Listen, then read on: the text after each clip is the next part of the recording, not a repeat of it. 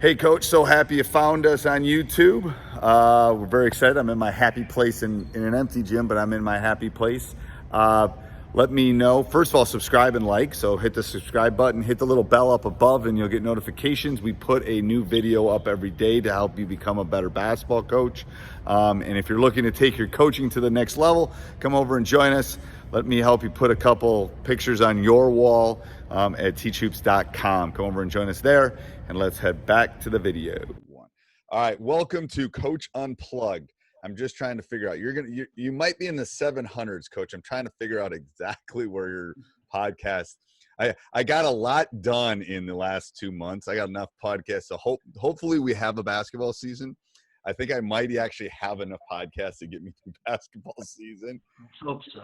Yeah, people are very. Let's hope so. I know. I teach AP statistics, so I've been looking at the numbers. I was looking at the numbers in January with flattening the curve, and it's like, so I have to stop. I've stopped looking at them sometimes because they just like, I don't know. Anyway, that would be a podcast on itself, is whether let's skip that podcast. To be honest with you, I'm not overly optimistic about football season at all. But we'll see. So, Coach, what I'm going to have you do is kind of introduce yourself. And what I'd love to do at the beginning of my podcast is, just because I've had so many guests on, I'd like you to tell everyone kind of your basketball journey. So introduce yourself, tell where you coach, and then kind of how you got to the point where you are. Because I think, especially for some of the younger coaches that listen, they always kind of want to know, first of all, how do I get a job, blah, blah, blah. But I think it's important for them to kind of see the journey that we've all kind of had to go through, that it doesn't just normally happen like that. So if you could do that, that would be awesome. Yeah, sure. I am the boys basketball coach at Leicester High School. We're out in central Massachusetts. It's a small town, single town school. So, we got about 450 kids or so there. I will say my journey is not incredibly long. I mean, I have been teaching at Leicester High School for 16 years now. And where'd you go to school? I went to a small college right near here. Anna Maria College is the name of it. Right out, where Worcester is the big city right next to us, right in central Mass. Oh, I know that. I mean, my brother and I both went to school out east. My son's going to Middlebury, actually. He's not going to Middlebury. He's taking a gap year. He's going next year to Middlebury. But I was just out east. Actually, I was just in New Hampshire, I don't know, a month ago. So I love that. I love the East Coast. But so I actually know where you are located. Yeah, I know where that is. Okay. Yes. So I went to Anna Maria College and had a chance to play, basketball out there. And as soon as I finished, I had a chance, an assistant coach of mine at the time, John Petritis is his name. He got the head coaching job, actually in the same league that I'm coaching in right now, and asked if I'd be his JV coach. And so it was sort of, I always thought I would get into coaching, but didn't really know when it would happen. And I think it was my first year teaching, I'm pretty sure. Oh, that's tough, man. I remember my first year teaching. It was literally trying to keep. I mean, that was 30 years ago. I just remember like, oh my God, I was coaching 2 sports, and I was like, oh my God, how do I do all this? Yeah, I know, it's crazy. Yeah. So I coached JV out there with him for 3 years, and that was a great experience. I think mostly because I knew what his coaching style was, and I knew sort of how he wanted things run. And, that was a great learning experience on my end. And after that 3rd year, there was a JV opportunity at the school I'm at right now at Leicester. And so, I decided to make the jump there. And after a couple of years, the head coaching job opened up, and I was able to, get the head coaching job at the school I was at, which was sort of, I think at the time was really what I wanted. I was teaching there. I knew the kids. I thought, I thought with 5 years experience, that was I was ready for it. You're never really ready for it. You know, I think when you look back, yeah. I mean, 16 years in, you realize like how much you didn't know at the time. Right. But I think with youth, you think you know it. That's the problem. I think I know less than I did 30 years ago at some days. I think part of it was like, the X's and O's, but it's all the other stuff that goes into it that, really takes some confidence and like maturity and experience to like really navigate, So I think that was, something you realize over time that you had to kind of just learn through the bumps in the road. But I do. And you know what I tell people too, and not everyone can do this. I think you have found the secret sauce too, in the sense that I personally would never coach unless I was in the building. That's just me. And having looked back on my career, mine was a little different than yours, but I was also the JV coach, and then I ended up getting the job. Was in the right spot. Moved so I would have an opportunity to do that. But the number of brush fires I've had to put out in the building, over 30 years, it's like and the thing is, it's like, and I don't know if you've listened to my podcast, but I just like having the guys coming to my, that's one of the things I really miss about us being on this. I just miss seeing my guys, on a daily basis. I always have, I've always, and I've said this before, I have food in my room all the time, because that's the only reason they'll come visit me. Because they're hungry, because they're teenage boys. So they always come and they always get food. Now, even when we go back to school, I don't think that's going to be the case anymore, for at least for the foreseeable future. But I think I just love being in the building. I personally love being in the building. It's that what you were talking about. It's not the X and O stuff. It's the other stuff, I think, that makes it fun. Agreed. Yeah. Yeah. So let's go through and let's talk about practice planning. I think that'd be great to do that first. And then I've got a bunch of questions I want to ask you specifically. Sure. Let's do that. If you can you share your screen, or do you? Yeah, let's test this out here. And I'll jump in too, because I'm not one to be bashful. Let's just see. Awesome.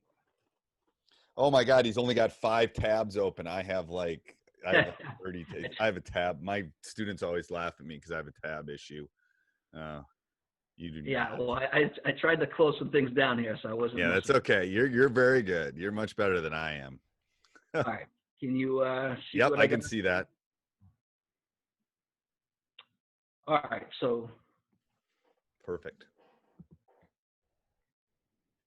All right. So we good to start. Yeah. Here? So before we even start practicing, let me ask, when and how do you practice plan? When and how? Yeah, this is, I think I'd probably, would sort of get into explaining that. I think I spend a lot of time doing this I think on most nights I'm doing it at night. Okay. Like I just, once you get into the day, it's just really hard, Yeah, I agree. I always like asking that time question. I'll leave you alone then to talk about this stuff. But it's like, there's a good question. Because I'm just trying to figure out. People always ask when I do it. I do it differently than I did before. I do it in the morning the next day, because I think about it when I'm sleeping, and I always seem to have better ideas the next morning rather than that evening. I don't know why. So that's just something that I've found. So for me, but again, it depends on the person. All right, go ahead, Coach. I'm sorry. Yeah, I'll just kind of jump right off of that. One of the things I did this past summer was try to create, what I wanted to do was to create a singular 1-page practice guide that I would be able to basically build practice off of every day. One thing that happens all the time is, for that first week of practice, you take 1 to 2 hours and, you're carefully jotting down every second. And then you get into the meat of the season, and you've got 2 or 3 games that week, and I got to pick up the kids after school. And, I'm trying to get to JV practice after that, and soccer practice. And, one of the problems you run into is that by mid-season, you're trying to, cram things together half an hour before practice. And I just hate that. And so I really wanted to do was this: sit down over the summer and really dig into what types of concepts or what types of drills we were going to use at practice, and get them on a single page. And that's sort of what I got on my screen here. Just sort of reminders about practice lengths and what sort of time frame I wanted to give to a certain section of our practice, and then of course listing the drills and sort of like general concepts that go with it. And that was a big project that I put a lot of time into over the summer. And I don't know how most coaches feel about it, but I wanted to really narrow down the types of drills that we use. And how much stuff you can accumulate over the course of an 8-month off season is incredible. And it's almost too much. Is overwhelming, yeah. Right? It's like overwhelming. And I think what you really have to do, and I think when you probably think back to your practice plans, there are core drills that you're using all the time. And there may be one or two new things that you see that you want to add to your core drills. But, I think really filtering out what it is you truly like and want to implement, I think is a great exercise for the off season. And that's sort of what I tried to do, with the practice drill. I'm sorry, with the practice guide. Okay. And, to kind of get back to your question about when you do it, what I wanted to be able to do is, if there were days where I was truly like squeezed for time and didn't have time to sit down and spend an hour on practice, I have it in front of me, and, I can simply just grab the things that I want to do, and they're right on my sheet, and just kind of circle them where I want to. And, to be honest, let's say we get to practice and, 3 guys had the flu. They went home from school, and, one kid's foot's killing him. He can't practice tonight. Now I can be a little bit more flexible, and I can just sort of grab something different or adjust it based on our scenario. So what are the headers on those? They're kind of small, but what are the key components? Yeah. And I think I'll just kind of jump to my next little screen here. What I tried to do with the practice plan is break it up into 5 parts: skill development, transition offense, half court offense, transition defense, and then half court defense. Okay. And, I think one of the real points of emphasis, I think that I wanted to place this year was to make sure that we're not ignoring certain aspects of the game. I think most coaches spend an overwhelming amount of their time on half court offense and defense, but we sort of tend to ignore the transition offense and transition defense elements of the game. And, so, what I put on my practice guide is really those 5 categories listed. The skill development drills that we wanted to incorporate, the few transition drills I wanted to use, that, our half court offense, maybe short-sided games, or, sort of breakdown drills we might want to use. We put a lot of emphasis on offensive rebounding this past season. And so, I had a few core drills I wanted to use to teach technique and to implement into practice. And then, of course, defensive stuff as well. So, okay. So 2 questions, you might answer them before you do it. I'm going to ask them. Is that the order you do practice, or do you change order? Now, generally speaking, that's the order that I like to use. You do defense last. That is generally speaking the way that we would do it. Okay. Now I did, I was kind of talking practice planning a little bit last week, and one of the points of emphasis I made was, you do have to be careful to not have the same routine every single night. Right. I mean, like, you're a teacher as well. That you tend to overplan in classes, and whatever you plan last, it never gets its full due. So I do think you got 5 minutes till the bell rings and you're going, oh crud, I got 20 minutes of stuff to get through. Yeah. Right. And if you're doing defense last every night, then that can't be what gets shortchanged every night. So I do, as we move through the season, I do like to switch roles. Okay. So that's the first thing. So the second thing is, where do situations fall in? Would they fall under half court offense? Yeah, so what I think we would do a lot, I try to, um, you know, I try to incorporate the special situation stuff into our half court offense segments. Okay. So, if we're working on side out, try how to flow into our half court offense, maybe we'll set up a 5-on-5 half court game, but every rep starts with side out. Okay. We'll do the same for baseline out of bounds. Because I have found over the years the two spots that I have lost, I tend to lose time on out of those 5 categories is situational stuff, which I've really worked on, and shooting. Just getting shots up are the two that I've had to really work on. Not, I'll have guys shooting the ball really well, and then we just don't get enough shots up in practice to keep it. It's that repetition thing. Those are the two spots that I have found. But yeah, keep going, Coach. I'm sorry. No, that I actually, I agree. I think, two things I've tried, and I'm probably not perfect at this, but, two things I've tried to do, like one of them with special situations is Sunday nights tend to be like, we're 2 days away from a game type of practice. Those are the nights where I like to really work on the different specials, whether it's, we've got a foul at this point in the game, or, we've got to get a last second shot or something, those type of special situations I like to reserve for like Sunday nights. And, I think what we did a lot as we went through the season was we sort of made Sunday nights one of our lift nights. So Yeah, lifting's hard too. Lifting is along with the hard. lift. So that was one thing I tried to do.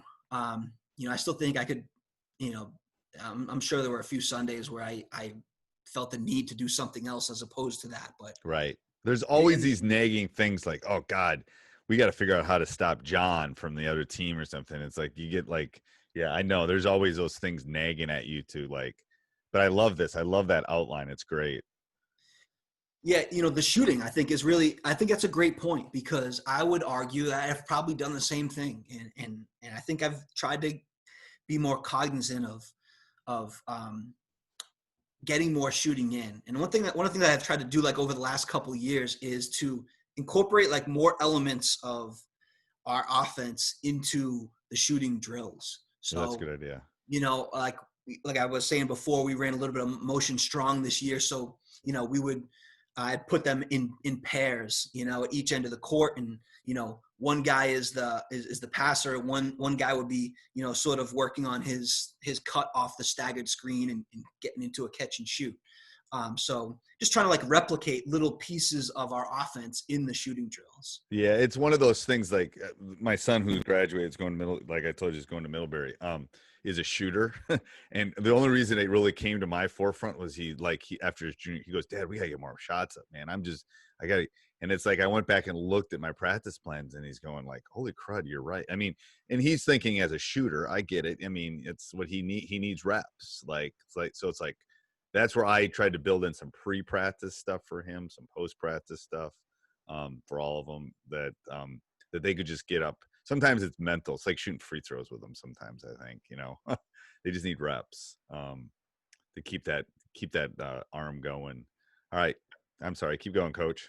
Yeah. I that was, the bulk of like what my practice guide would generally look like. And, Okay. You can see on that right-hand side, what I would typically do from, in any given night is just kind of based on the time we had, whether it was an hour and a half or 2 hours, we would just pluck a number of those drills. I think if you look at our skill development piece, I would try to pull out something shooting, something finishing, and then, either something like ball handling related, or, perhaps it was, cutting off of a screen, but it would be those little elements I wanted to get to every night, whether it was Right. a different type of finish. Maybe it's live one night, maybe early in the season, we're just working on like the technique of it. But I would try to pull little pieces from that every single night. And I think, along with the idea of making sure that the skill development drills were reflective of the kind of shots and attempts at the rim that we were going to get in games, I think that is a good example of like how I would try to pull something each night. Right. I love that. Okay. You have anything else you want to share with that? Or Yeah, anything else? I just, Keep going. I think I got some, just Oh, like that'd be random great. drills. No, show those. I'd love to see those. Go back to that. I'd love to see that, especially a shooting thing. Holy crud. I'd love to see that. Okay. Yeah, so pretty much what I just did in the presentation is try to put one drill for each of the sections that Okay. that we use pretty commonly. Yep. This drill is Olympic shooting is a drill. This is a Jay Wright drill, and what we would simply do is try to get our kids in groups of 3. Use both ends of the court. You could even use if you had bigger teams, even use the side hoops, but I would generally speaking would time them, and I'd give them 30 seconds. And each group has 2 balls. One person is without a ball. And the idea is the first shooter takes his shot, and he is going to rebound it and get it to the guy without a ball. And obviously after the first guy shoots, the next guy would then take his shot.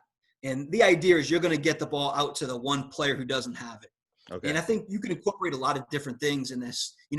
Since I had already said, we do a lot of 4 out, I would say, I want you guys getting to a slot or getting to a corner each time. And obviously, you want to keep your eye on the types of passes they're making. And, if that was a So point basically the 2 guys that have the ball shoot and they get their rebound, pass it to the open guy. Yeah. Yeah. This is like we might open practice with something like this. Yep. Right? Yep. I call these. We have our JV team in the gym before we practice, so I don't have it's rare that I get a half an hour for like a pre-practice thing. Like we got to Right. go. So this is something maybe we'll do in the first 10 minutes of practice. Just get guys some shots up, get moving to different spots. Just that kind of stuff. I love this drill. I love this drill. I saw Bo Ryan do this at Wisconsin, I don't know, 20 years ago. This is a great drill. Because it gets them moving. Ways, right? Yeah. And the thing is, you can do this with 2 guys with 1 ball. And it works the same way. And then I just have different windows as far as how many they have to make. But it forces, they can't stand around. That's why I like it. They're always moving. I love that. That's why I love this drill. Yeah. Yeah. And, you could, one last thing I was going to say was just, you could make it competitive. What we did some nights is, those 2 groups compete against each other, whoever's got the most, sort of banks a win. And, if you were one of these coaches that does like a competition cauldron, right? You're tracking wins. Right. That's a great thing. Like the team with the most wins, you give them a win for this type of a drill. Yeah. Some nights I might just have them yell out the numbers and say, hey, let's get 100 makes right now. And I'll be adding up the numbers. I think that's what I'm actually doing in this video here is just adding up the makes for the team. I know. So, there's different ways you can ratchet up the competition or just sort of like, get the guys in rhythm. But I like that drill for that kind of stuff. I do too. Yeah. So, the transition drill I put in here is just, we called it 2.0 trip. So basically we're going up and down the floor, like down and back twice. Okay. And, the basic emphasis would be, we want our 5 guys.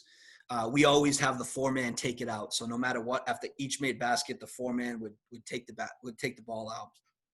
Our point guard would always go to the outlet spot.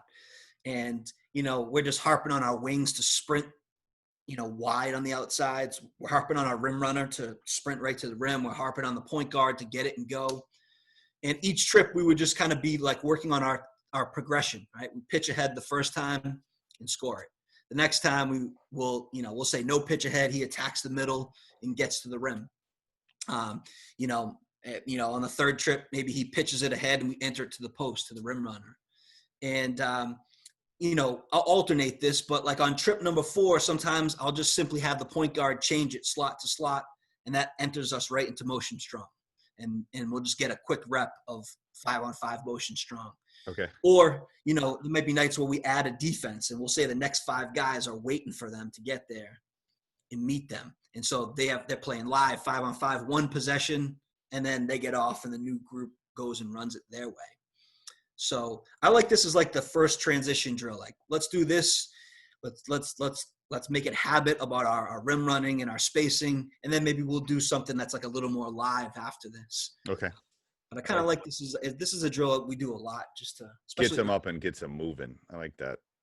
the coaches that hey, let's get rid of in between skill development transition, let's run 3 suicides. Like let's just make this our running. Let's get it up and down. Yeah. And push the pace a little bit. So I like this drill. Like simple, just something to kind of teach our spacing.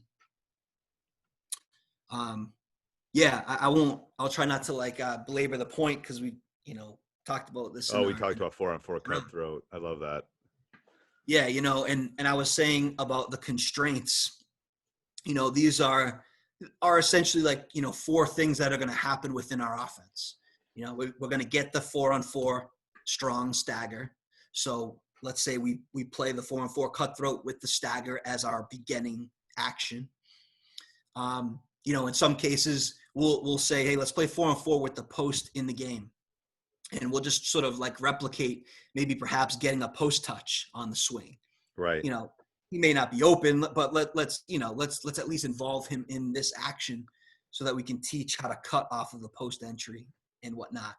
I did a lot late in the season was we were having some trouble. We played a team that was doing a nice job denying slot to slot passes. So we worked on bypassing that 4-man and having him going in down screening for the 3 to come catch at the slot. So we would start the possession with that, right? Get up and deny it right away, force him to cut through, and we play live from there. And then just simple drive in space. No matter what you run for offense, you're going to have drive in space at some point in the possession. So right. I feel like that's something that I like that. So yeah, I won't belabor the point. No. I mean, yeah. And the thing is the emphasis on what you need to work on. And if you're running dribble drive, you're going to do something different than if you're running motion like you're running. Yeah. Right. Exactly. Perhaps you're just working on loop action. You're working on slot to slot, cut, and attacking the gap. Yeah, we run the last couple of years, we've run a read and react / dribble drive thing. And the off ball stuff is what we really work on when we're doing this. It's we're just trying to fill spots, but yeah, I love that. Yeah. And this is one I had kind of mentioned before. We experimented a little bit with crashing everyone this year, and crashing everyone to the offensive glass. Yeah, I had put a lot of time into investigating crashing everyone. And I mean, are we getting it on every possession? Of course not. But, my goal was for us to get 3 or more on the glass. I did a study last summer. I went through every single, I've listened to a couple good podcasts, and it got me thinking. And I went back and watched every single missed shot and tracked how many people crashed and how many people did we get the rebound. Did we score it? If we didn't get it, what did we give up in transition? And I really came to 2 big conclusions. Number one was, when we got 3 guys to go to the glass, good things happened. And both from a offensive rebounding standpoint, and we didn't give up as much in transition. The worry to having to box out the crashers was beneficial. And, the second big thing I really looked at is we needed a better strategy for our guys in the corners. When you run 4 out, you have those 2 guys in the corners a lot, and shots go up. And on a lot of those misses, those guys are in really poor position to get back on defense. So I really want to have a better plan for us crashing, to either crashing to the rim or simply getting back. And so what we try to do is put a lot of emphasis in practice on attacking the offensive glass. And, so we would do something like this, where we would, we'd do it 3-on-3. I've seen some good stuff out there, 2-on-2, but, I just feel like the more people you got sitting on the sideline, the less quality, the session is. So I like the 3-on-3 more, get more people involved in it. And what we would do is swing it on the baseline. And then once it gets, we have 3 guys obviously on the baseline and then 3 on the perimeter. And we would swing it. We'd enter it all the way across the across the key, and then we would close out. So a chance for us to work on closeouts there. And then typically we'd get like a shot from that moment. And what I would be teaching would be our offensive rebounding techniques. So, on the right-hand diagram, let's say you're crashing from the top of the key, which is a really dangerous position to crash from. We would work on pinning, meaning essentially like your hands in the small of the player's back. Worst case scenario, you're in between him and the rim if you don't get the rebound. And then on the right-hand side, let's say you're the guy crashing from the wing, we taught to get to the high side. So to crash to the upper shoulder of the defender here. That way, again, like if you don't get it, you're in good position to match up and play from there. And basically we would get that shot, we'd work on our offensive rebounding, and then we'd simply play it down and back. Right? I mean, generally speaking, like I feel like those half-court box-out drills where, like, let's say the drill ends right here with the shot and rebound. Right. I always felt like we just didn't get as much out of that. And yeah, there's no reward for him either. I agree.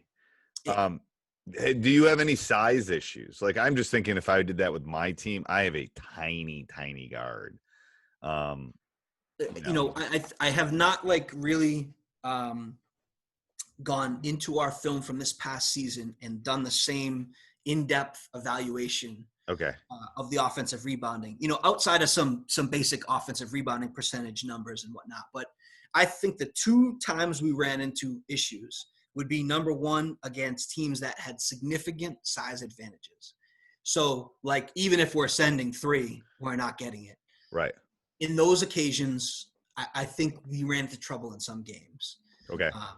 Where we didn't have like, hey, even if we're 50-50, we're shoulder to shoulder, against an equal sized kid, we're going to get a good percentage of those rebounds. Right. But if we're playing a 6'5" kid inside and my center is 6'1" at best, you're going to have problems. It's not 50-50, Right. And you send all 5 of them.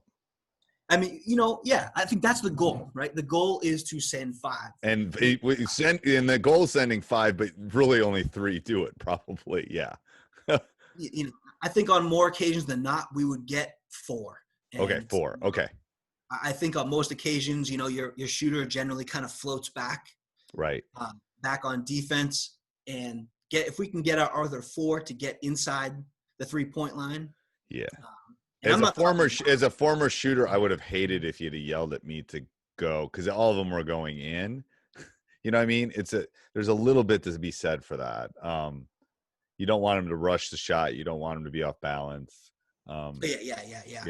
Yeah, I agree. I've always kind of thought, like, especially if you're shooting a jump shot like that, your focus should be on landing and finishing, not sprinting in. Right, sprinting in to get it. Yeah. Then what's the 5-on-5 on the side then? Oftentimes what we would do is just simply play 5-on-5 in the half court set. And what I would do is dictate the action that I wanted, and I would sort of dictate the defense. So let's say we're going to get into motion strong, and I want the defense to go over, and I want to get a straight cut shot out of it. So we'll run through the offense, get the shot, and from there we're going to play it live. So this is another chance for us to teach offensive rebounding techniques. Make sure if you were on the backside, you're crashing to the high side. If you were up top, you're pinning your man in. Right. And then we would simply, whether it went in or whether it missed, we would play it live down the other end, and then play it live coming back the other end too. Okay. So, I mean, that's nothing like innovative, but like, let's just run a little offense here. Let's get a shot, and then let's play it live from there. I think it's great because I don't think a lot of people spend time on this either, to be honest with you. No, and I think that was one of the, I kind of do my own self-study at the end of every year. And I think that was one of the things I said was, I won't bore you with like our whole season story, but, we had a really late start. We had a bunch of guys who were banged up sort of from football season. And one of our starters got hurt in like the first week of practice. So, I really kind of like shied away from full on rebounding drills in those first few weeks. And I think, our seasons in Massachusetts are very short. I mean, we have a 2-week preseason. We play 19 games. And So then when do you every single start? game. I'm always interested in this. 'Cause I talk to coaches all over the country and the world. When do you start and when do you end? We start the Monday after Thanksgiving. Oh my God. That just We have one of boggles the my mind. last. We start the second week in November and we end the second or third week in March. Yeah, that's a roughly sort of, if you're a couple rounds deep in the playoffs, you're going to be playing into March. Okay. If losing in the first round, or if you don't make it, you're probably ending that second, Yeah. third week of February. Okay. But yeah, it's a quick season, and I mean, let's be real. Like in a small town like ours, I think we had 13 kids on varsity this year. 10 of them played football, and they got to the state final. So they were not at practice at all for the whole first week. So realistically, we had a week until our first game. And in the way it works in Massachusetts, every game counts. You got to win 10 of the 19 games to get in the playoffs. So,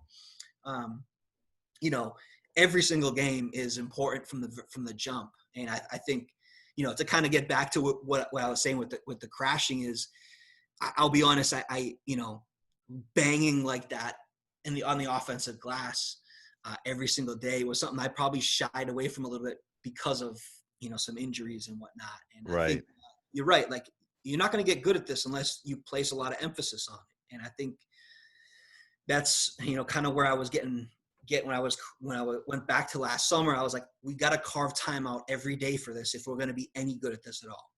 And and I think that's an important practice planning thing, going all the way back to your beginning, is if it's important to you, you have to carve out the time for it, and not forget about it, to be honest with you. Yes. Yeah, I'd agree. So yeah, the only other thing I had on here from like from a drill perspective is just this simple, like 3-on-3 double gap drill. So, I put this in the defensive section because I'll be honest. I mean, I don't know that all coaches like to teach defense this way. I don't enjoy teaching defense in sort of like, 2-on-1 drills, or like, like at one point in my career, I'm sure I did a ton of these, like 3-line, everyone does their closeout drills. And then, I teach, the next time we'll teach our jab at the ball, get back to your man drills, like with no live play. And I just have enjoyed teaching defense more from like a 3-on-3 perspective. And, being able to teach stance and, our off-ball positioning and help rotations. I use a lot of 3-on-3 early in the season to kind of teach those principles. I do too. I do. I don't do as many. I mean, to be honest with you, the only time I do 1-on-1, 2-on-2 drills is during tryouts. Yeah. Because I want this kid to go against this kid, and you can't hide. Kind of like even 3-on-3, you can hide a little bit. So I think that's a great idea. Yes, that's all this was. The example I threw on in the fast draw diagram was, this is actually kind of set up in our 4-out spacing, because I kind of diagrammed this out for our offense. But typically what we would do is go point, wing, wing, and let's say we want to work on ball defense. I'll just say to the offense, the only thing you can do only thing you can't do is screen on the ball. So, you pass, you got to make a cut to a corner, creates a lot of like 1-on-1 drive opportunities. And that'll be a good way for us to kind of teach, sideline, baseline, and teach stance and teach the little elements of our half court defense that we want to teach. So, I put that in there as an example because I think that like exemplifies more of how I would. What have you done the last couple of years defensively? We play a little bit of. I mean, we play man to man, and we'll play 2-3 zone, and then we've kind of mixed both of those. What kind of man do you play? I would categorize ours as more of a pressure man. Pressure man. Okay. I would say that has not been our strong suit. I think we've been a much better team in zone than we have been in man. And that's something that I've investigated a lot of. We play with a shot clock in Massachusetts. So this is another thing I've run into as I've talked to more and more coaches across the country. Is I'm always shocked at how many states still don't have it. But it's a lot. It's a lot that don't have it. Yeah. Like And, one thing. and how you prepare matters. Like, we don't have a shot clock. Most states don't have a shot clock. I think Georgia just got it, but there's probably, it'd be interesting to know how many man zones, how that changes when the shot clock comes. That would be interesting. How many people start pressing when the shot clock comes? How long is your shot clock? 30 seconds. Oh shoot, I would 2-2-1 the whole game. I'd take 10 seconds off the clock every time. Yeah, and that's that I think is something to think about, right? Like, right. I had talked earlier, like I would prefer on the offensive end for us to play a little faster and just to get out in the open and rather than play 5-on-5 every single possession. Because what I'm going to do is I'm going to try to make you waste 10 to 12 seconds of the 30-second shot clock in high school. Right. Now you're down to 18. Now I got to play defense until you get down to this 5 or 6 mark, and then you're going to have to do something.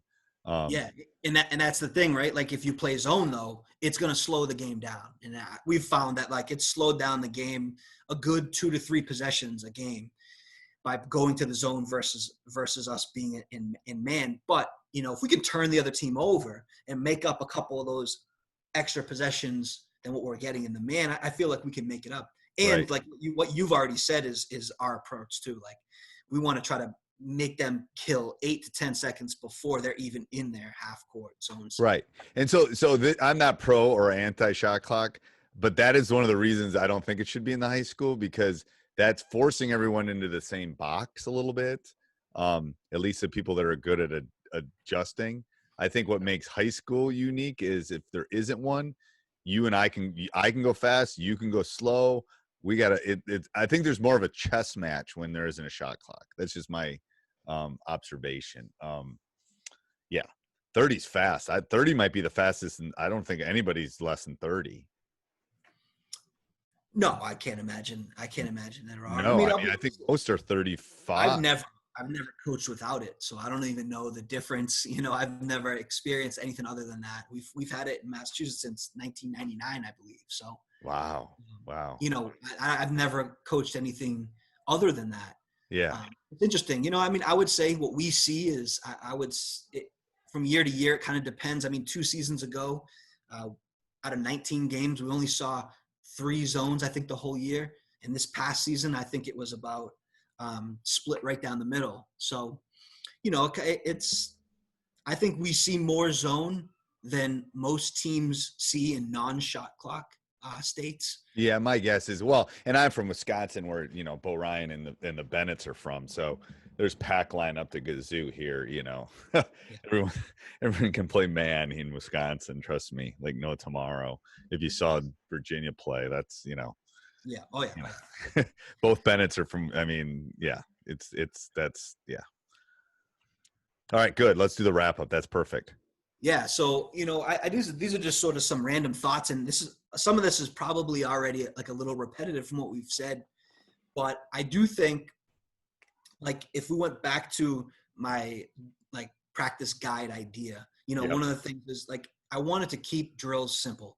I prefer like the 3-on-3 sessions or like our 4-on-4 cutthroat sessions, and, drills that aren't just sort of intricate. I think most coaches, over the course of your career, and we've probably done them ourselves, done drills where players like, just give you that look like, what are you talking about? And I think that's a good indicator that like this drill is adding layers that it doesn't need.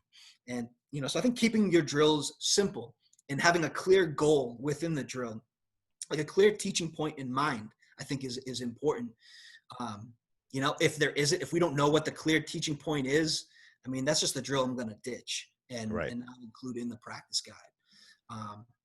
Trimming down your drills, I think, I think that is something I've really tried to do is, and look, if we don't use it, why bother putting it on this giant sheet that we have? I don't want my practice sheet to look like I'm like I'm the offensive coordinator for the Eagles or something. And right. 700 pages. Yeah, Right. I want this to be simple and to trim down only to the things that are really, really like going to define our style of play.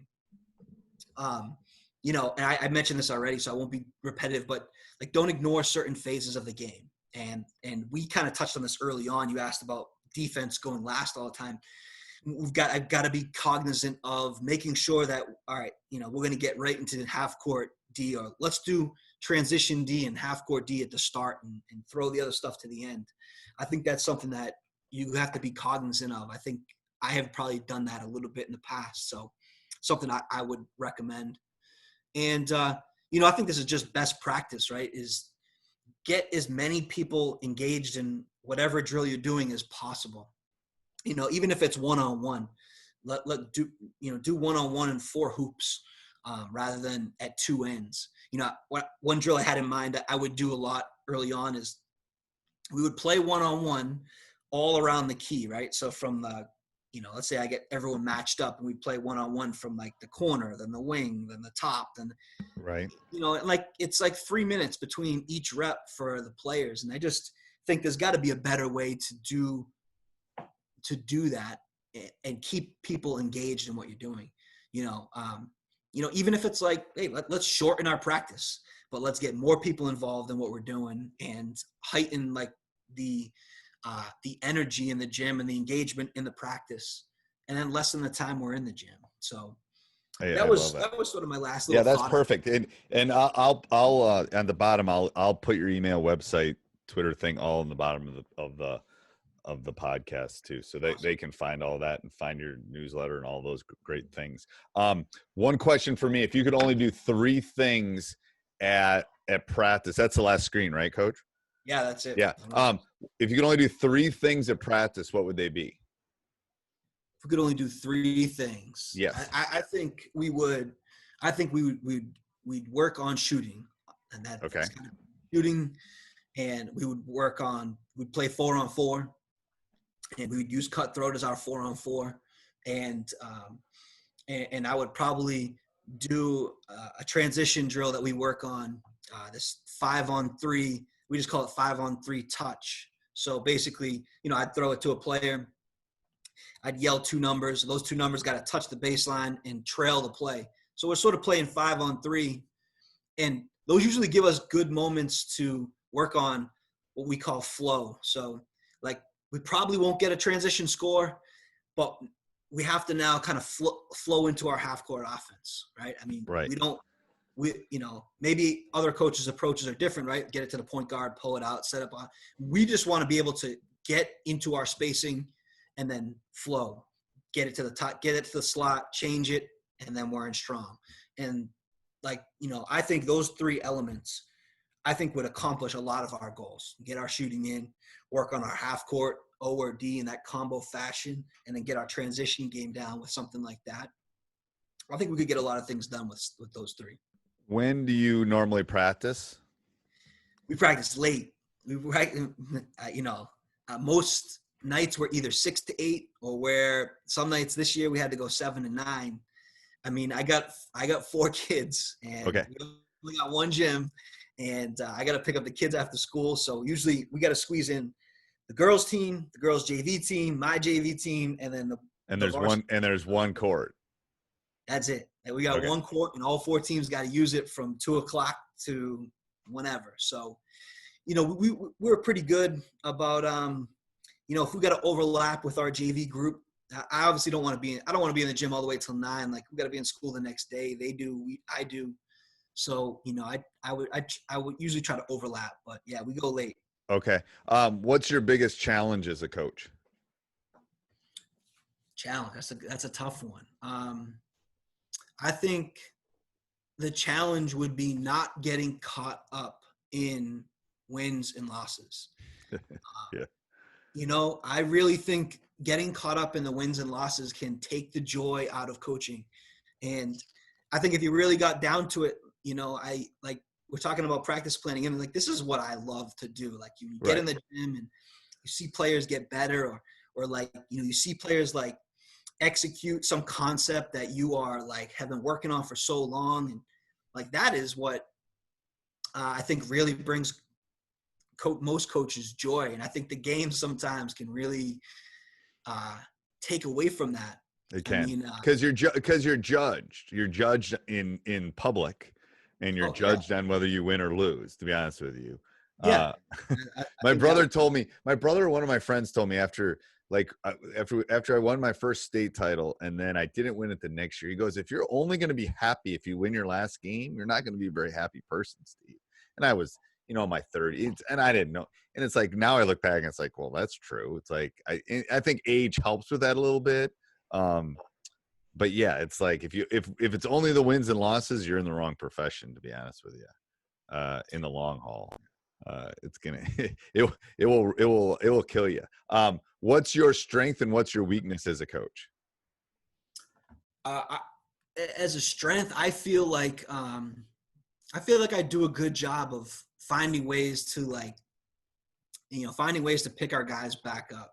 And I feel Okay. like that was what I always enjoyed about the coaches that I had. I got just like a couple guys in mind right away that I had as a younger player. And the one thing they always made sure they did was to come back around at some point and reconnect with Right. you. And I think I do a decent job of that. At least I think most players would say that I do, even if it's like the start of practice. Let's say you really had to get after a guy in the game for something, and you make sure that you can reconnect with them at practice the next day. I feel like that's something that is, I think that's something that is a strength of mine. A weakness, I would probably say like, I think over the years, like, I think I've got it now, like what I really truly like want to teach and like how I prefer to teach. But I think that was something that I struggled with. It's easy for people to say like, what's your identity? But like, maybe some coaches have a great path and they know it right away, right? Like that they know this is the way I want. But I don't think that's always true for every coach. I think I probably had to do a little bit of that myself, right? Just finding out what that identity is and then sticking to that. Yeah. Like, I think that's something. Being true to yourself is the thing. Yeah. I had a hard time delegating in my younger days. I would agree. But I wanted to stay married, so I eventually figured out how to do it. Add delegation to my list. I'm terrible with that. Oh yeah, it's like because and the thing is now I'm perfect. Now I bet I talk. I bet out of a practice, I bet I talk 30% of the time. Maybe I talk 30% of the time because I have a staff now that I trust, that they know what we need to do. It's perfect. I mean, but it takes time to build that. It's like it's building your team. Like, to be honest with you, it's like you run a business, you got to build your team. It's the exact same thing when you have a staff. When you find the staff, it's good. It allows you to keep coaching, to be honest with you.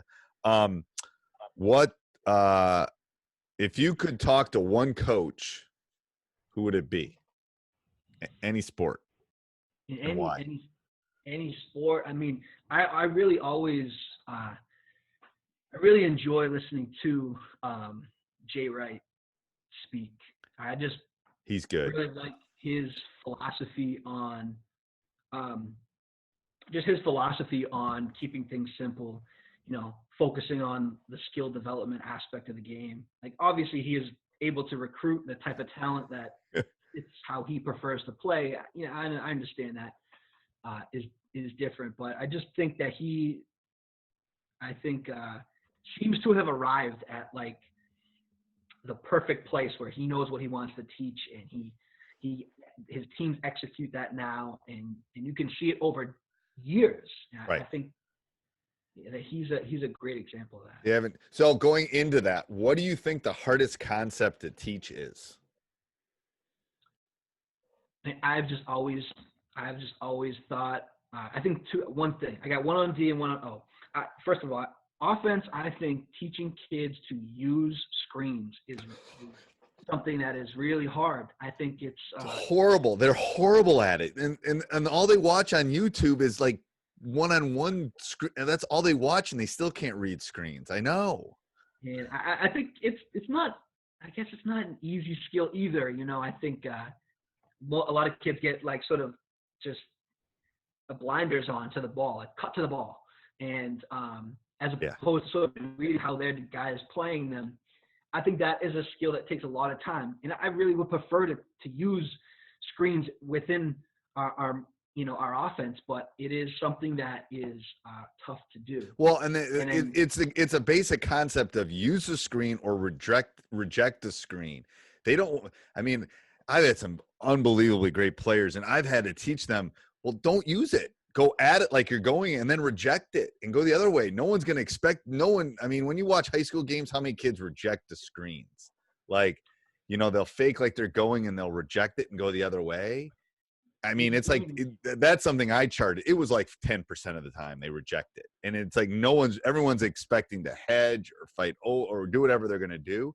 Well, go like you're going, and then reject it. I mean, it's so many little nuances to that too. Just like one thing I see a lot on our film is, even though let's say we actually get a great shot out of it, but just not closing the space between you and your defender before you make the cut. I mean, it's almost like maybe I think to kids who don't have a lot of experience, it's like it's against. It seems like it's counterintuitive, right? Like it is. I want to get away from this guy. I don't want to go towards him. And I think that concept is. And why don't you think they're good at it? I have a theory on it. Well, I know they haven't worked on it. I mean, I know. Well, why do you think our generation was better at it than their generation? It's hard to say, answer those like specifically, but I honestly just think that screening was a bigger part of the previous generation's knowledge base. Well, and I can watch pickup games with our guys, and and I know when I played pickup games, there was a lot more screening when we played. In pickup games, and conceptually, there's lots of ball screen sets, but there's the other screening. I mean, maybe it's because that generation was more like swing, flex. There was more structure, those kind of things, maybe. But I just don't think the reads were the same. Yeah. No, it's difficult, and this is kind of cheating, but I do think another thing, this is maybe too broad, but just like on ball defense. If you have a player that really struggles with anticipating and just knowing, I think trying to teach a poor defender in the small time frame you have to be a good on ball defender, it's really difficult. And I understand like getting good at anything is not easy, but I've just found that in the time frame we have in our season in Massachusetts, getting somebody who's a poor defender to like make the leap is a really difficult task. Right. And the thing is, you can be horizontal, you can be challenged horizontally and maybe not be as quick, but if you get your footwork down, you can make up you can't make up all of it. And a huge difference between like a D3 player and a D2 or a D2 and D1 is whether they can defend the ball. But you can close that with footwork. You can close that with anticipation. You can close those things down, which I think I agree, is such a hard concept to teach because it's such a minuscule, footwork, anticipation, all of those things. I agree. Is there one thing that you would change about the game?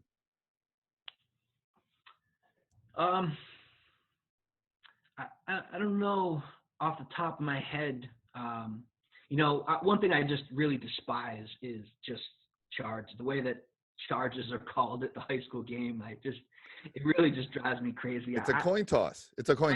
I know that this is probably not a popular choice, and all the defensive-minded people listening here are probably going to tune out right now. But I hate the idea of off the ball charges. I don't know. I just have always felt that way. Yeah. I hate the idea of. Do you see many off the ball charges? I can't even think of one called this year that I saw. Sort of what I'm saying is like I would rather like a good defender. I'm guarding you. Yep. And you try to run through me. All right, that rewards good defense. I hate the idea of an offensive player blowing by his man and then someone just runs in his way and stands there, and that's reward. I've never understood why that is a huge I've never understood why that was something we should reward. I don't know. I know I'm probably in the minority with that, but Well, here's the issue I have too. It's a coin toss. These guys are the women and men that are officiating the games have day jobs. They're like accountants or they're like, businessmen, and then they come and try to do it. That's the crazy part, and it's like it's a guess. It's literally a guess half the time. yeah, I know. I mean, and I work on it. I work on taking them because, there's times where I'll have people that won't take. I won't let them try to take them because they're too valuable to have on the court. All right, so here's what we're gonna do, Coach. We're gonna do rapid fire, which I'm gonna ask you a quick question, and then you're gonna give me, the first thing that comes to mind. Okay. What's your favorite brand type of basketball? we used these Baden balls this And you year. like those? I loved them. I thought they were way better than the. I want to say we usually have a Spalding like 1000s or TF 1000. Yeah, that's what our state uses. And we bought these Baden ones that were really nice. And if I had to keep those, I'd keep them. Okay.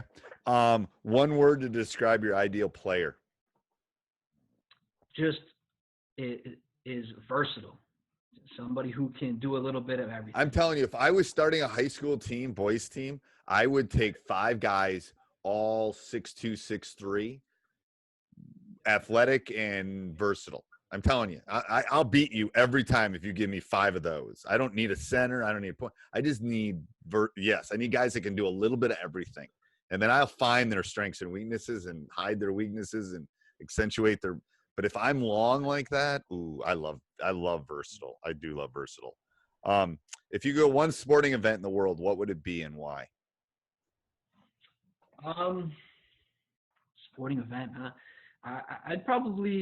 I would love to see a Celtics NBA Finals game. I think just the atmosphere indoors is amazing. I mean, I've been to football games, and I feel like because those games are at home, they're not on neutral sites. And obviously whatever your home team is, I just feel like getting to like a game 7 or getting to like an elimination game would be amazing. I love Steven. I think he's a great coach. Great coach. I hope the Boston keeps him forever. I love him. He's a great coach, I think. I think the Bucks are better than you guys right now, but I also think we have one of the best players in the world on our team. I think Giannis at his age, I think they could win it if they go back. I think they got a shot, I think. We'll see. Favorite pregame meal? I don't even have anything. I got nothing for you. I never eat before the games. I hate eating before the games. Okay. Do you have a favorite post-game meal?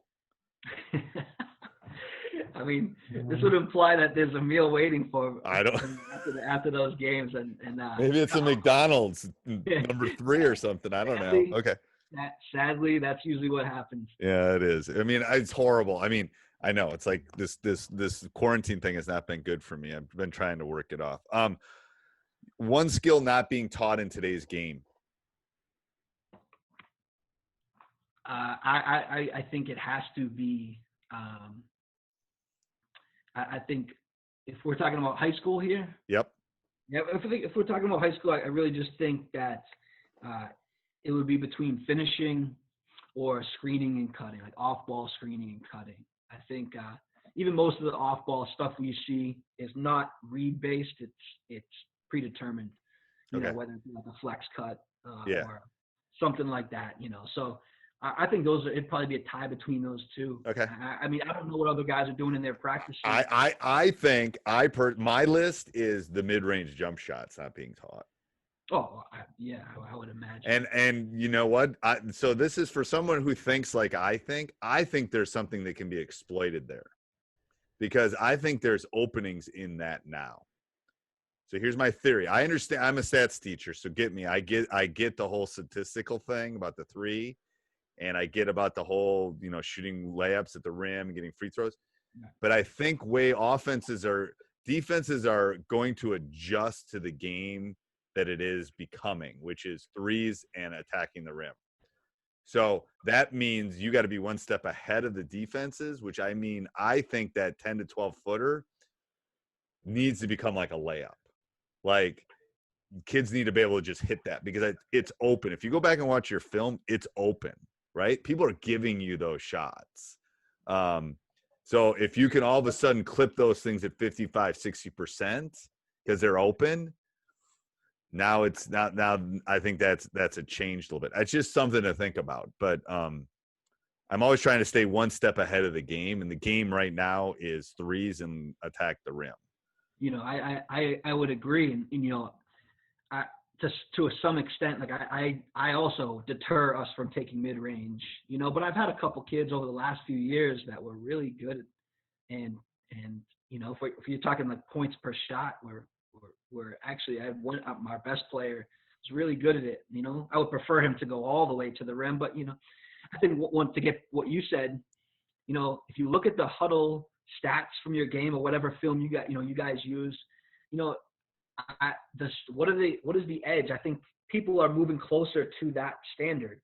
Like the number of threes per game are not drastically different from one team to the next as you look at the stats that are available to you. But yeah, I think there's something to be said there. Like at what point does that just become like there is no edge in that because everyone is doing that.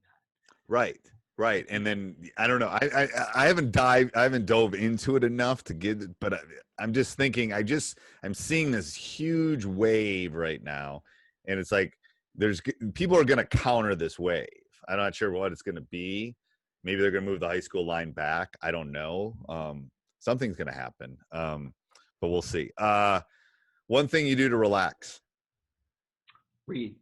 I mean, I will say I got 4 kids under 9, so relaxing is not a high. How do you find time to read?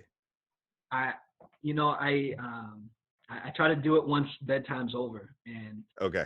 Once they're down and try to find that time. I mean, ideally, I'd love to do something like that in the morning and then use the rest of the day to do whatever. But you know, that would probably be it. I mean, you know, I've been, at least in this quarantine, really been trying to do a bit of running. And we got we moved the treadmill in the garage, so we've been kind of taking turns running out there. And I think just doing some books on tape on Audible. Audibles are great. I'm telling you, I start falling asleep when I'm reading. You can tell in my library, I love reading. But the problem is I start reading, especially if it's at night, and I'll start dozing. But if I'm doing something and I'm listening to it, it's like walking the dogs or jogging or doing something like that. I love Audible. I think you're great. Best basketball player of all time. I mean, I refuse to get in this discussion on Twitter, but I mean, I just don't see how anyone can have a resume that matches Jordan's. I just don't understand it. You know, I guess I get it from people who were, you know, in the, let's say 10, 15 years younger. So they're in the LeBron and Kobe stage. I just don't understand how anyone can match a resume. Well, first of all, he never lost a game. He never played in a game 7, I think. And he never lost and he never lost the finals. He'd have won more than 6 if he hadn't gone and played baseball. Like, I don't know. I agree. I mean, we're sounding like old farts, but that's not my. I can't get involved in that. I get it. I agree. Michael gets from you're probably the 100th coach I've asked the question. Michael's gotten like 97%. Now, older generation, I get, but I agree. One thing that helped you become a better coach. I think, man, there's a lot of things that sort of like flood to mind, but just keeping things more simple, like learning to just simplify what I was trying to do, both in practices and in games. I really just, you know, I can think of like a moment in my career, like around like year 8, where I just like, I couldn't deal with the play calling, like calling games like I'm a football coach. I just can't do it. And it's not enjoyable. I hated it. And I think when I, you know, tried to embrace more of like a conceptual style of play, even if it's something like motion based or dribble drive based, like, you know, that has been, I think, something that's made the game more enjoyable for me. Best game you've seen in person? man, I don't get to enough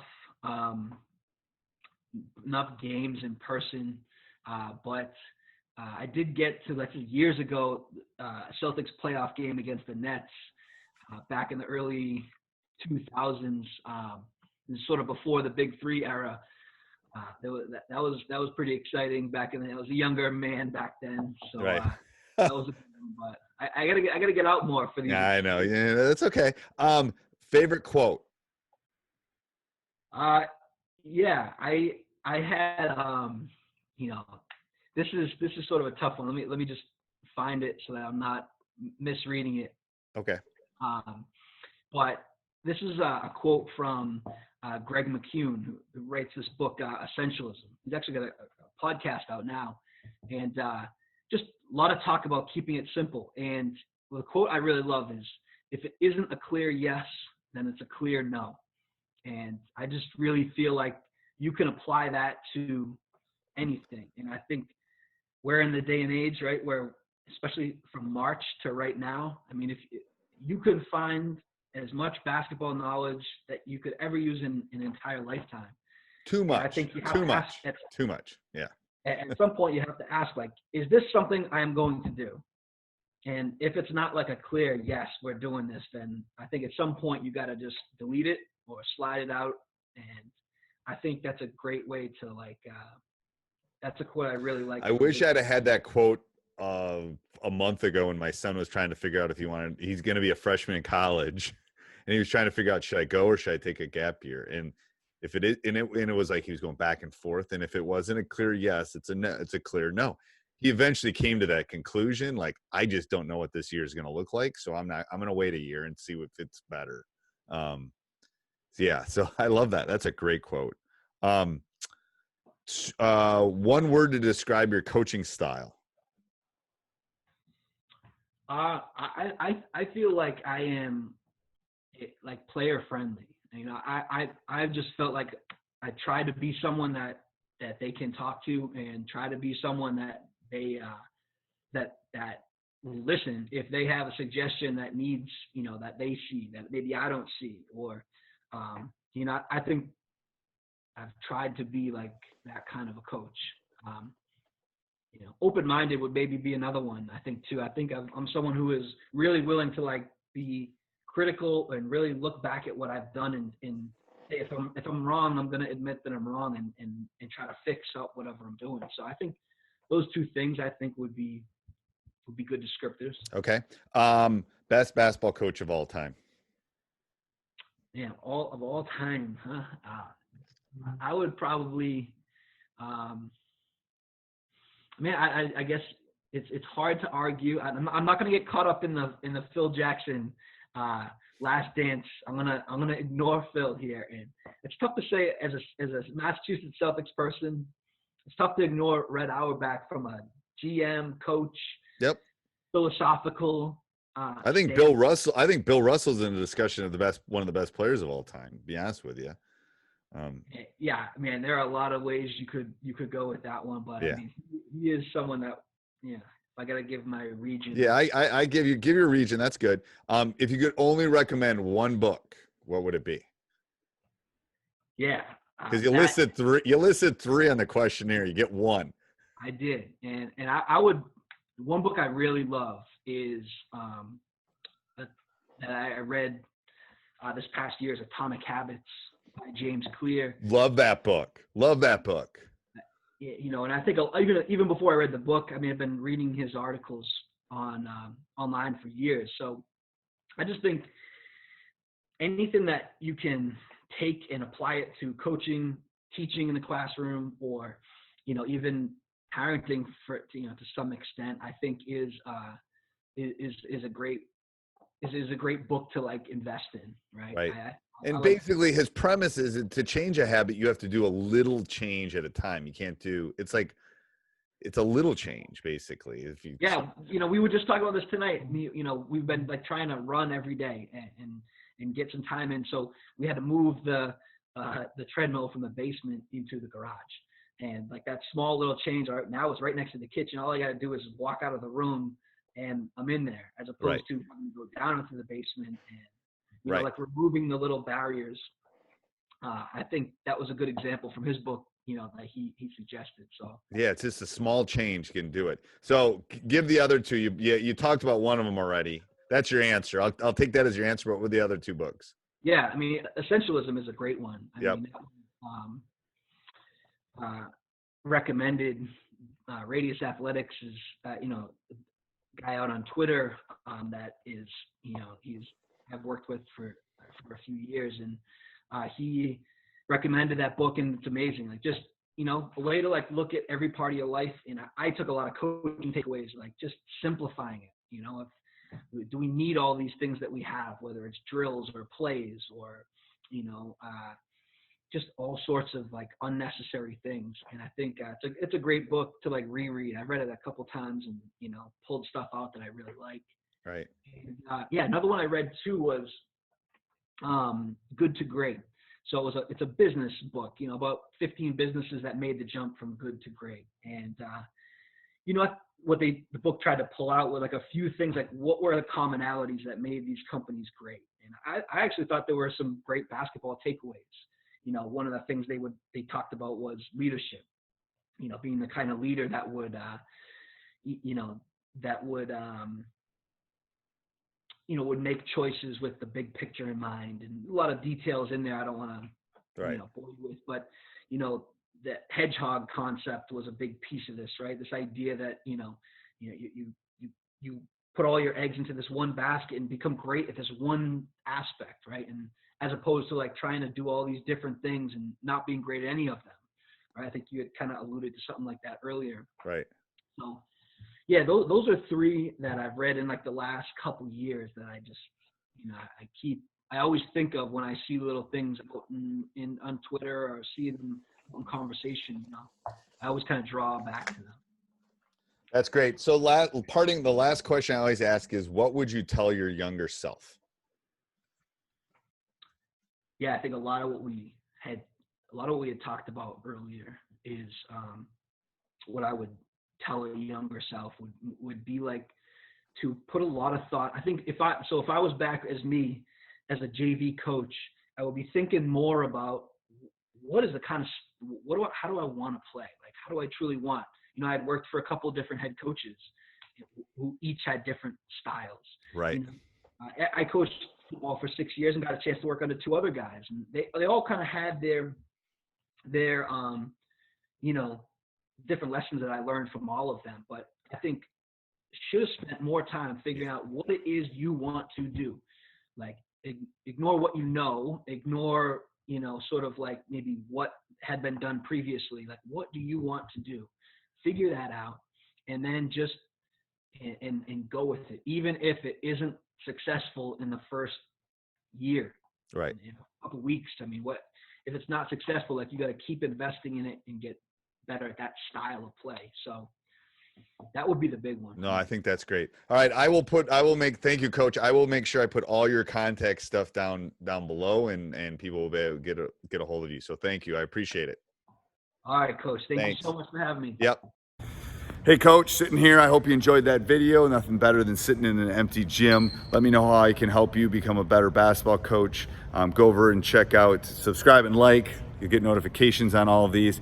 And let me know if I can help you put one of these on your wall or with your youth program or wherever you are. So go over, check it out, teachhoops.com for coaches who want to get better.